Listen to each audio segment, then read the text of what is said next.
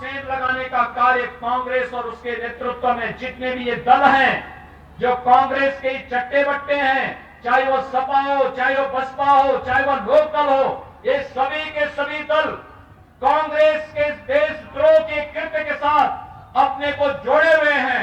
तो इन स्थितियों में हम आपसे अपील करना चाहते हैं कि भाइयों बहनों, विकास का कार्य भारतीय जनता पार्टी ने किया है। इंफ्रास्ट्रक्चर डेवलपमेंट का हो या फिर देश की सुरक्षा का हो, हर क्षेत्र में भारतीय जनता पार्टी ने किया।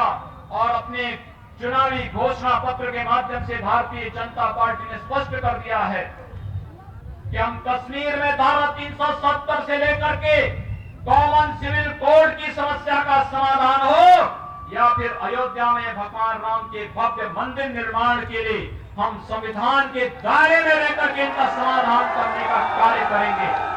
क्या ये कार्य कांग्रेस कर पाएगी? क्या ये कार्य सपा और बसपा कर पाएगी? क्या ये कार्य लोकदल कर पाएगा? भाइयों बहनों, मैंने तो 3 दिन पहले लोकदल के युवा नेता चौधरी जयंत का एक स्टेटमेंट पढ़ा और उन्होंने कहा कि क्या हमने जाटों का ठेका ले रखा है क्या? मैं देख के ताज्जुब कर रहा था। मैं इस देख कर ताज्जुब कर रहा था कि जो जाट देश की सुरक्षा के लिए अपनी जवानी लगाता है और जिस जाट समुदाय ने भाइयों बहनों अपने परिश्रम और अपनी पसीने से पश्चिमी उत्तर प्रदेश की खेती को दुनिया की सर्वोत्तम खेती के रूप में बदल करके अपने परिश्रम और अपने पुरुषार्थ का परिचय दिया है, वह किसी ठेकेदार का मोहताज नहीं होता है। वह किसी ठेकेदार का मोहताज नहीं है। यह अपमान है और इस अपमान को मुझे लगता है जाट समुदाय कतई स्वीकार नहीं करेगा। इसलिए स्वीकार नहीं करेगा क्योंकि चौधरी चरण सिंह जी को अपना नेता मानने वाला यह समुदाय देश के सामने हमेशा सीना चढ़ा करके चला है। जब देश की सुरक्षा की आवश्यकता पड़ी, जाट रेजिमेंट का जवान हमेशा आगे आकर के भारत की सुरक्षा को सुदृढ़ता प्रदान किया है। और आज चौधरी अजीत सिंह के सुपुत्र कहते हैं कि क्या हमने जाटों का ठेका ले रखा है? भाइयों बहनों, बहुत दुर्भाग्यपूर्ण बयान था। मैंने सचमुच बयान पढ़ा, बहुत दुख मुझे हुआ और मुझे लगा कि देखिए, ये लोग राजनीति तो उनके नाम पर करना चाहते हैं, लेकिन उनके प्रति इनके मन में कितना विस्फोमन भरा पड़ा है। और उसका जवाब मुझे लगता सबसे अच्छा चुनाव हो सकता है 2019 का लोकसभा का चुनाव। 2019 का लोकसभा का चुनाव करते समय मैं आप सबसे यही अपील करना चाहूंगा कि भाइयों बहनों, एक तरफ भारतीय जनता पार्टी का विकास, सुरक्षा और सुशासन का एजेंडा आपके सामने है। सबका साथ और सबके विकास की गारंटी। हमने 23 करोड़ जनता के विकास और 23 करोड़ जनता की सुरक्षा की गारंटी ली है। तो हम लोग अपनी इस प्रतिबद्धता के साथ आज भी जुड़े हुए हैं। हमने सुरक्षा के मुद्दे पर कोई भेदभाव नहीं किया। मुझे याद है, अभी 10 दिन पहले पश्चिमी उत्तर प्रदेश का एक बहुत बड़ा चौधरी परिवार मेरे पास आया था और उन्होंने कहा कि भारतीय जनता पार्टी ज्वाइन करना चाहते हैं। वे समाजवादी पार्टी के एमएलसी थे, एमएलसी हैं भी। तो मैंने उनसे कहा कि चौधरी साहब, अब तो हमारी टिकट वितरित हो चुके हैं, अब आप क्यों आ रहे हैं? उन्होंने कहा मैं इसलिए आ रहा हूं क्योंकि अब टिकट आप वितरित कर चुके हैं, मैं बिना शर्त भारतीय जनता पार्टी को समर्थन देने के लिए आ रहा हूं। मैंने कहा क्यों? उन्होंने कहा देखिए, मैं 6 बार एमएलए रहा हूं, 2 बार मंत्री रहा हूं, आज एमएलसी हूं। मैंने पद कमाया है, प्रतिष्ठा कमाई है, अपनी जाति के लिए, अपने समाज के लिए कार्य किया है, लेकिन अब देश के लिए कार्य करने का समय आ गया है और मोदी जी के नेतृत्व में हम लोग देश के लिए कार्य करना चाहते हैं।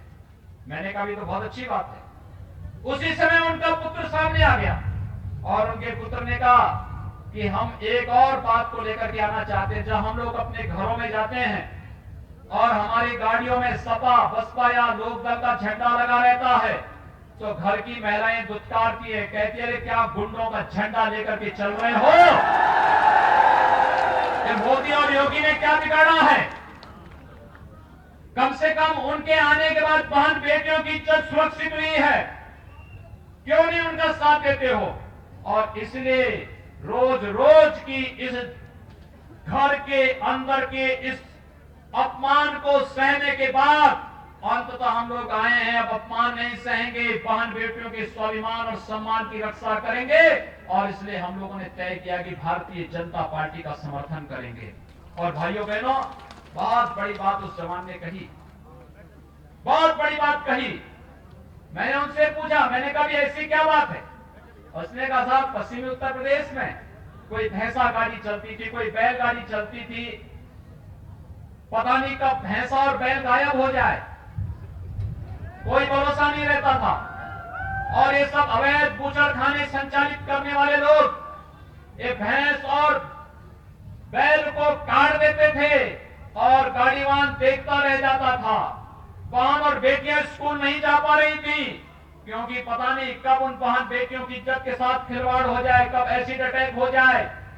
और इसी प्रकार से व्यापारी सुरक्षित नहीं था। केराना, कांदला और न जाने दर्जनों ऐसे कस्बे थे जहां से व्यापक पैमाने पर पलायन हुआ था।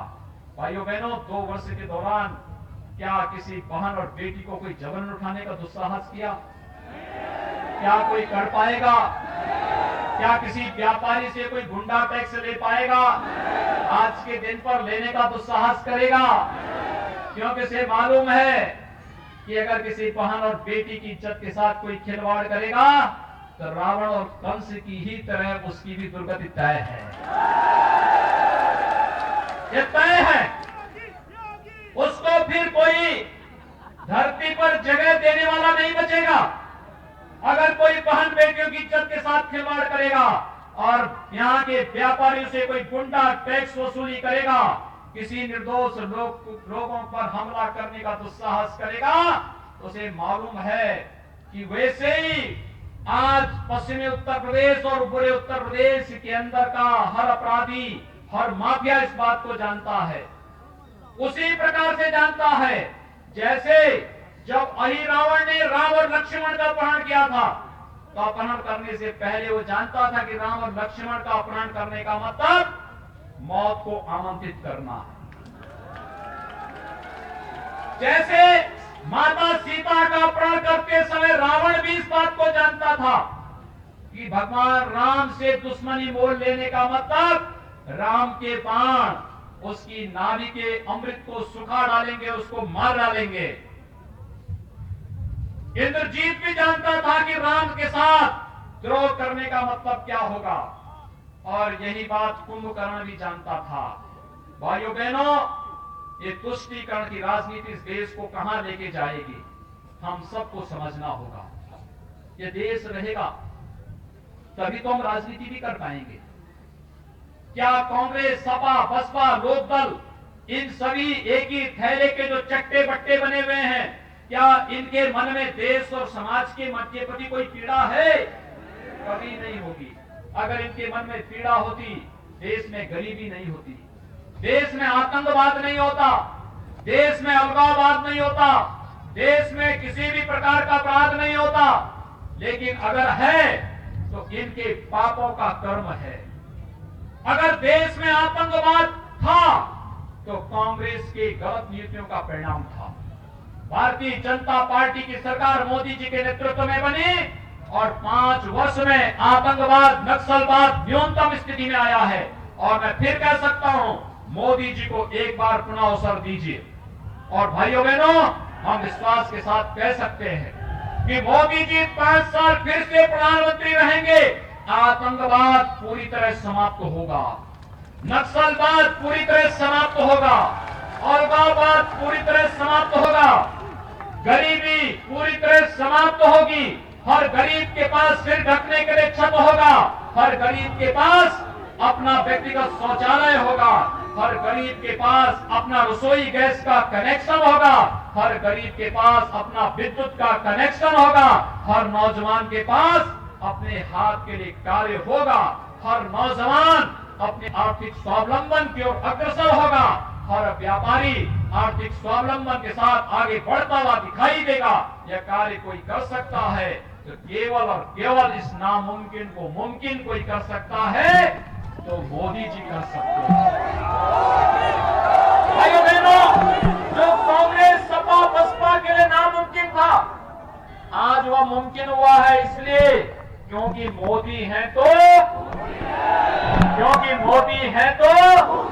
और इसीलिए हम सब आए हैं आपसे कहने के लिए।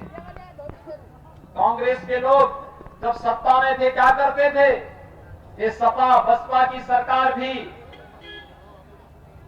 कांग्रेस को जबरदस्ती समर्थन किए हुए थे। बेगाने की शादी में अब्दुल्ला दीवाना वाली स्थिति थी इन दोनों दलों की। सपा बसपा लोकदल कांग्रेस कहती थी हमें समर्थन नहीं चाहिए, लेकिन ये कहते थे हम समर्थन दे रहे हैं, जबरदस्ती समर्थन दे रहे थे। और समर्थन देने क्यों देना चाहते थे? क्योंकि इन्हें मालूम था इनके काले कारनामे कहीं जनता के सामने ना जाए, आय से अधिक संपत्ति का मामला कहीं जनता के सामने ना जाए, और इसलिए समर्थन देते थे। और कांग्रेस की सरकार आतंकवादियों को बिरयानी खिलाती थी। बिरयानी भारतीय जनता पार्टी नेतृत्व की सरकार आई और सरकार ने तय किया कि नहीं, आतंकवादियों को बिरयानी नहीं, आतंकवादियों को तो बुलेट खिलाई जानी चाहिए। और भाइयों बहनों, आतंकवाद को बुलेट से आप जवाब दिया जा रहा है। आतंकवाद के कैंप नष्ट किए जा रहे हैं, आतंकवाद को पूरी तरह ध्वस्त किया जा रहा है। जो सरकार इतने गौरव के साथ भारत के सौर पराक्रम का लोहा बना रही हो, भारत को दुनिया की आर्थिक महाशक्ति बना रही हो, मुझे लगता है उसी सरकार को फिर से आना चाहिए। और मुजफ्फरनगर पर पूरे देश की निगाहें हैं, मुजफ्फरनगर में सबकी निगाहें हैं। मैं अभिनंदन करूंगा इन सब नौजवानों का, जिन नौजवानों ने डॉक्टर संगीत यहां पर हमारे संजीव बालियान को यहां पर अपने नेता के रूप में स्वीकार करते हुए अपनी पूरी जवानी उनके साथ लगाने के लिए कसम खाई और एक संकल्प लिया है। और मैं जवानों का आह्वान करूंगा, एक एक जवान, एक एक बुजुर्ग, एक एक जवान डॉक्टर संजीव बालियान के साथ खड़े हों। एक एक बुजुर्ग उन्हें अपना आशीर्वाद दें, और यहाँ की एक एक बहन और बेटी अपना एक एक सूत्र उन्हें बांध करके अपनी रक्षा का दायित्व सौंपे।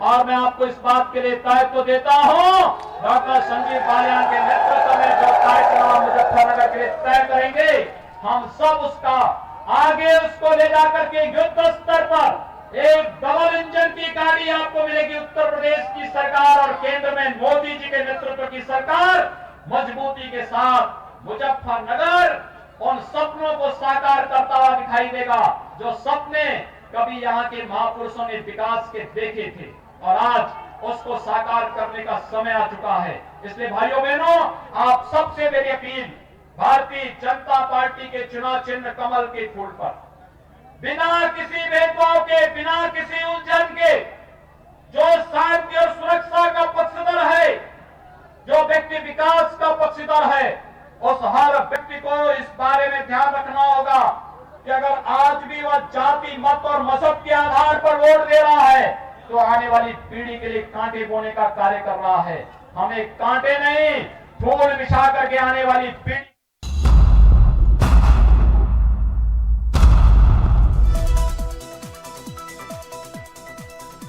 2019 के चुनाव में राजनीतिक माहौल में एक्शन, इमोशन, ड्रामा और सटायर सब दिख रहा है। तो चुनावी बयानबाजी के चटकारे हमारे दर्शक भी लगा सके, इसे ध्यान में रखकर हम आपके लिए कुछ ऐसी चौकस खबरें लेकर आपके सामने हाजिर हैं। तो चलिए आपको लेकर चलते हैं चुनाव की चौकस खबरों के सियासी सफर पर।